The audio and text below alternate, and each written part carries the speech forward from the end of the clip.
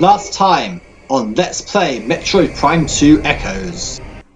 You remember this glass here? This is made of densium. So now we have the power bombs. We can destroy it. And there it is. I was wondering, I've been seeking this thing for the entire thing. This is the last key bearer lore we need to get in the game. This is the last one. Okay, now back up here. We can use the kinetic orb cannon. That actually fires us across here. And now we can collect ourselves another power bomb expansion. I said I need to use the Seeker Missile in the Dark World. That will open up a selection of grapple points that will allow us to travel around. So let's fire this on here. That'll create 2 more grapple points, and that should hopefully collapse the middle structure.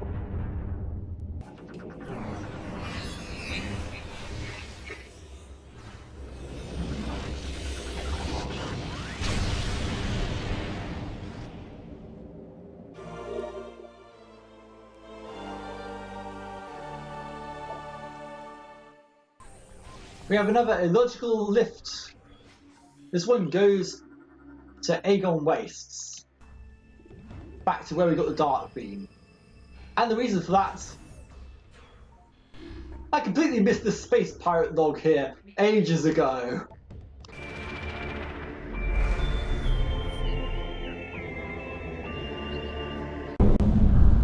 Hello, welcome back to Let's Play Metroid Prime 2 Echoes, where we're finally going to be continuing the main story. We got the power bombs 2 episodes ago, so this episode we're going to be continuing on and going through this multiple tunnel to go onwards. So what you want to go is round here, and then when you get to the central platform, you want to go turn right here, and then jump onto here. Travel around this ring here. We still got the centre one spinning, but we will be doing something about that in just a moment. For now, let's transform into a morph ball, roll through this way, transform back, and climb up onto this elevator. So, you remember that these blocks here that have been of densium? Yeah, now we have the power bombs, we can destroy them, and this was actually what was blocking our critical path and why you need to go back to Taurus Bowl to get the power bombs. Where you bomb that, and a bomb slot is revealed. I think you know what this is. If I can actually get into it. There we go. It's another one of these, and I do not remember the solution to this, so let's see. Right, I think we want to try and still debating here. Let's go for this one first. Right, I'm going to try and focus on the blue ones, I think. So let's shoot this one again, and then we want to hit the top left or bottom. Oh, let's go for bottom left. Okay, well, turn this round. Then we got all those aligned. Oh, okay, we actually get the red ones aligned. I wasn't even going for the red ones, but I thought we were actually I might have it unintentionally, as it were. But here we go. So yeah, what we do is we need to just shoot the bottom ones, turn them around, and get them in the right places. So that one there, one, 2, 3, shoot that, and that's it. Okay, right. That turned out to be a lot easier than I expected it to be. I remember that being one of the more difficult ones the first time I played through, but there we go. We hit this here, and that stops the gyro, but it's going in an upright position rather than the sideways position, the one before. So that's where we need to go to progress. However, I am running seriously low on ammo at the moment, so I need to go back and recharge on ammo from somewhere. So I'm going to cut the video, and I shall see you later when I've got some more ammo. See you later. Okay, that's one way to kill res bits, I suppose. Okay, fully stocked up on ammo and healed myself at the save station, so we're ready for whatever awaits us. So let's take this lift down and jump onto the central gyro. So let's go take this morphle tunnel right here. Boost through, and then we want to jump onto the gyro ring, and now that it's stopped, you're wondering how do we progress?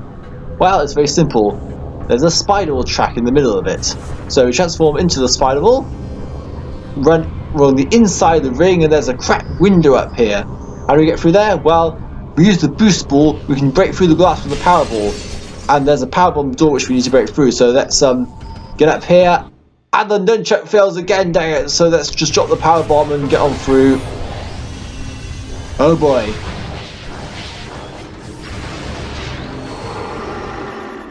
Dark Samus is here. Oh boy. Looks like she was doing battle with some space pirates, or maybe, or was it Ing? Did you go after the phase on here? I'll check through here if there's anything behind this fan right here. No, I'm obviously thinking of a different game. Yeah, okay, so let's move on. What about this? Okay, this goes through, and there's a bunch of ammo crates. Of course there is. Well, we still are lacking in light and dark beam ammo, so I'm going to just shoot them all through. Something I didn't appreciate before was the fact that on average, if you shoot crates with light beam and dark beam arrow, even though you're expending arrow to get some, on average you make it up in the long run. So being worried about getting perfect ammo was probably a bit too overcautious by myself in the past. So let's see if we can get as much arrow as we can. We've got a good amount of dark and light beam arrow now, so we want to get as much as possible because it looks like we might have a big battle ahead, because Dark Samus is very nearby. It's been a very long time since we've had to fight Dark Samus, but maybe this is the time. We can progress through here, and I want to go through and see if we can get a bit more ammo. There we go, more dark beam ammo. We've got the sunburst combo, so hopefully that will help in the fight going up ahead. And we'll just kill these with a regular power beam and shoot the phase on crates, because why not? Right, I think it's time. Let's go through this door and fight whatever is through it.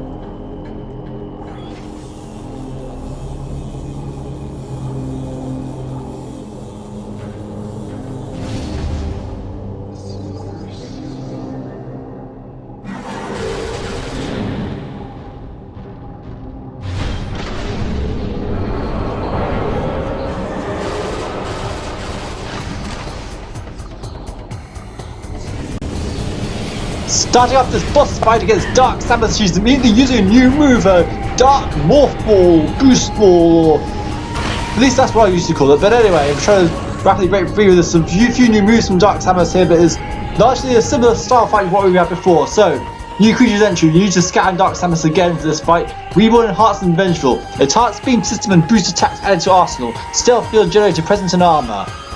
Tactical scans have identified several new battle systems in the armor of Dark Samus. She now wields a powerful variant of your charged beam. Her boost attack has been augmented, and the ability to render herself invisible is present as well. Bioscans suggest that Dark Samus can reform her body short of total atomic disruption. Extreme caution recommended.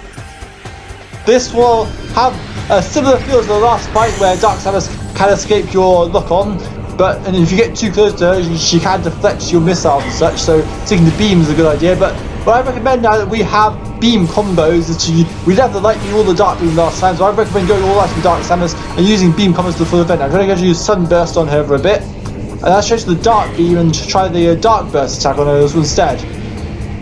And wow, that's already put us up to the top part, so proceeding on to the next phase. So, Dark Samus has turned invisible, so we need to use, maybe not quite yet. Dark Samus was invisible for a moment, but it's no longer so. We use the dark beam, charge shots, and fire it, so we'll see if we try and get a good shot before. And okay, now this is what I was talking about. Okay, so you should go to the dark visor to be able to see Dark Samus to get a lock on her. And keep her on that. She'll jump all around the arena, so it's kind of hard to try and find her. Let's just pick up some health while we're at it. But yeah, so a lot of similar moves to the last fight, but a lot of new ones like the Dark Morph Ball and this new invisibility stealth generator thing with the Dark Visor that we need to use. So, we get a good shot on Dark Samus. I'm going to switch back to the light beam and try the sunburst again. Come on. And the sunburst is too slow. Oh, for goodness sake, well, we don't have a way to get this power up, but it's not proving as much use than there's a go for deflection. Just mind don't get too close to Dark Samus because she can close range attack with a field of phase and energy. And is she... Nope. Right, okay, switch back to the Dark Beam and... Oh, missed. Right, let's see if we can get a good shot on Dark Samus. So I think, despite the fact that Dark Samus is called Dark Samus, she has more reach to the Dark Beam than the Light Beam. We use the Dark Burst and then... Whoa, that did so much damage! Wow! Right, I don't know if we'll try it again. Go back into the Dark Morph Ball. Great, we'll go a shot. Oh, we got whacked totally there.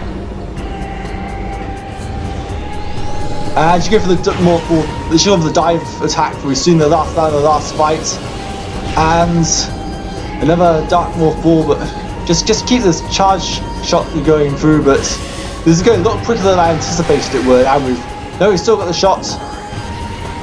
And that's it! Wow! The fight is already over! That was it! The Dark Burst is pretty insane against Dark Samus! Wow!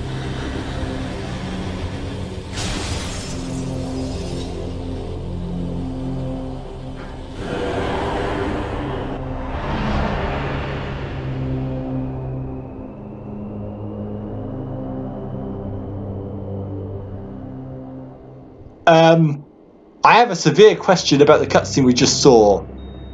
How did Dark Samus fall off that cliff when there's a platform right below there?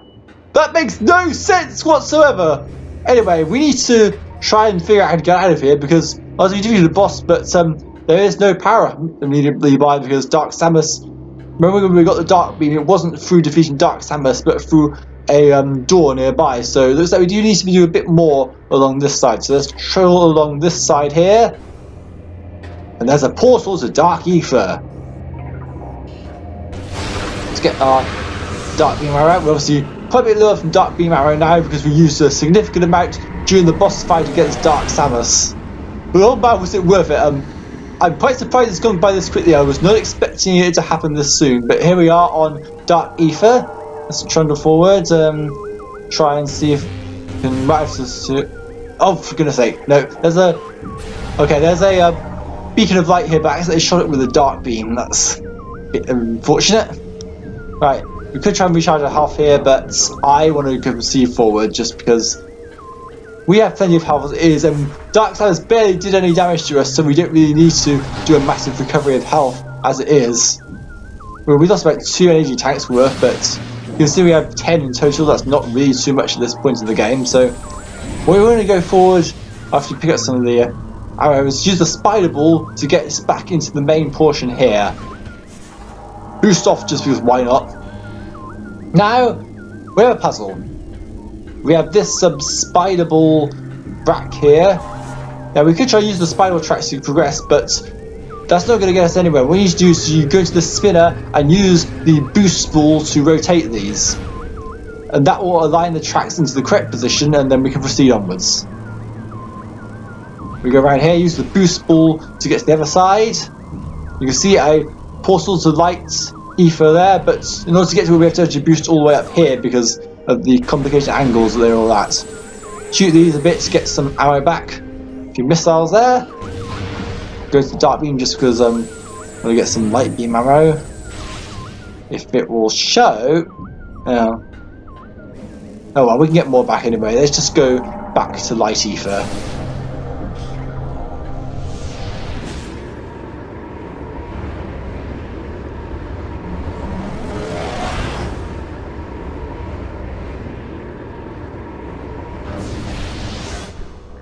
So now we're on top of the structure we were battling on before, and there's an upgrade. We have the Echo Visor. So let's collect our new power-up. This is a last visor that we will get in this game to complete our roster.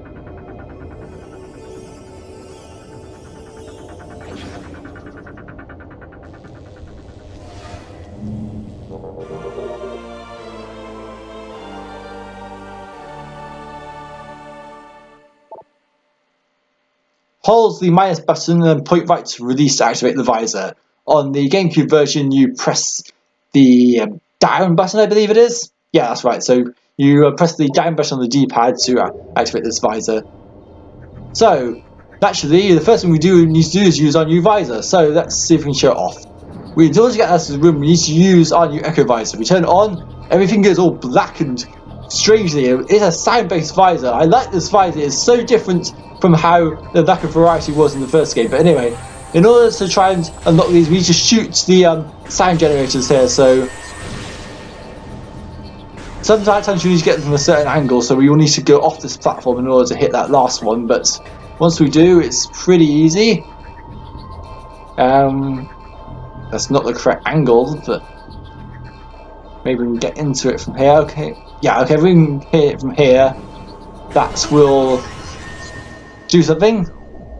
And now the lift should be working again, but we can't see it because it's not sound based. So switching back makes the able to see things like that.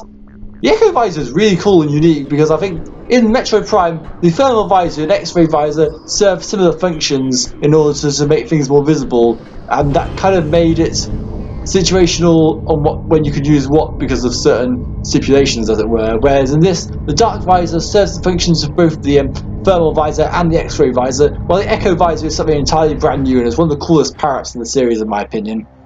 So, let's proceed onwards. Go through here, back through, and all doors locked. Well, how do we get through this? Well, I think it's pretty simple. First we get some ammo back, but obviously we just clicked the Echo visor recently, so I say that we need to use the Echo visor.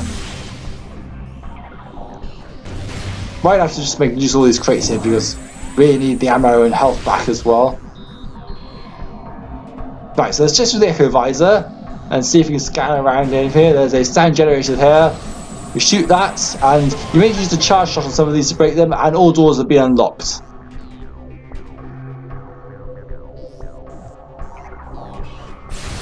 So let's just get some more ammo and health back along the way while the crates are here.